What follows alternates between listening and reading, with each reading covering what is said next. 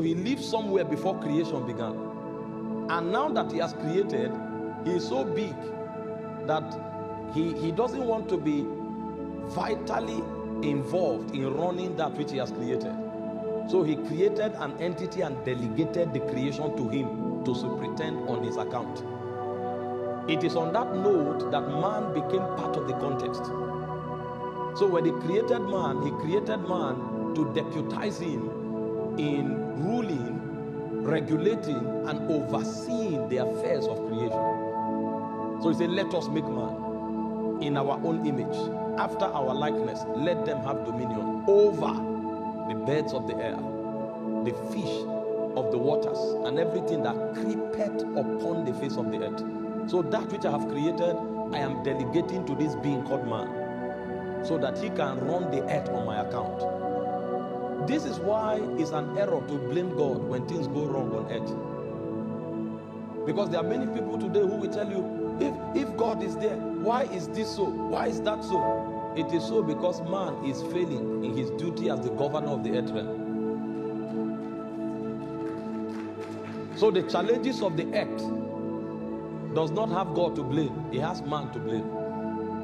And he created the man with competence to be able to bring governance over the earth realm. Because he said, let us make man in our image. Let us make man in our likeness, and let them have dominion. So the utensils for bringing rulership to the earth realm was made available to man. He gave man his essence. He gave man his authority, so that creation will be subject to man. And so as a mortal, you begin to define yourself by understanding your relationship with God and the assignment that is delegated to you. And so by implication, we find meaning from our connection with God. If we don't have a connection with God, we don't have meaning, because we were made like him. You discover yourself to the degree that you discover God, and you are relevant. Your existence is relevant to the degree that you are relevant to God. These are a few things that these scriptures begin to throw at us to help us think, so that as we live on the face of the earth, we can live our lives in a way that it is meaningful both in time and in eternity. That the world we are living in was created by a creator, and this creator has capacities that are beyond any limitation we can imagine. And number two, when he created this world, he brought us in to deputize him. So our meaning and our essence is in our connection to him and the degree to which we are about that assignment. The moment you come to this point, life will take a deeper meaning. Because if you don't know this, you will assume that you are here just to live for yourself. You are not brought here to live for yourself. You are brought here to live and to fulfill a superior purpose.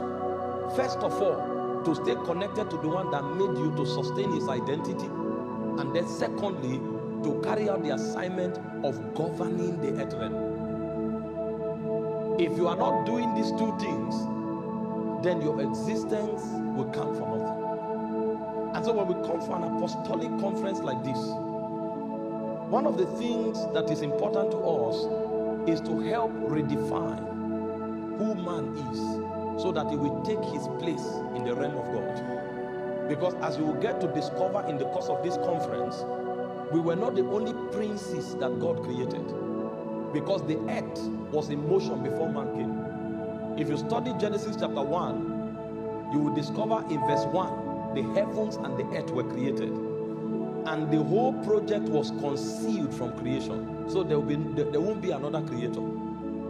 So God hid that project. Anybody or any being that produces anything must use the raw material. So at best, you can form, you can't create. Only God can create. And so if you read Genesis chapter 1 verse 1, you'll find the story of creation. The whole story of creation is in Genesis chapter 1 verse 1. Every other thing you read from verse 2 to verse 25 is recreation.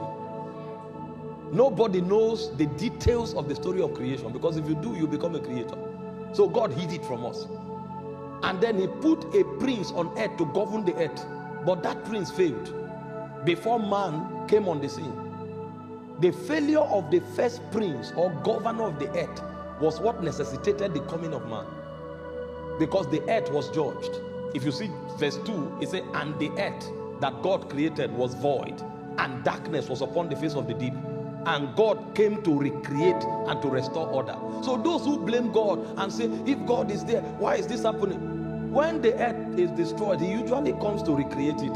God is not irresponsible, but he will allow the one he has put in charge all the opportunity to exhaust what he can do. So it doesn't look like you put somebody in charge and you are wishing for him to fail so that you kick him out. No, God will be patient. So the first governor messed up. He allowed him. When he saw that he could no longer do anything about the earth, he came and recreated the earth. And then he brought man on the scene to govern the earth.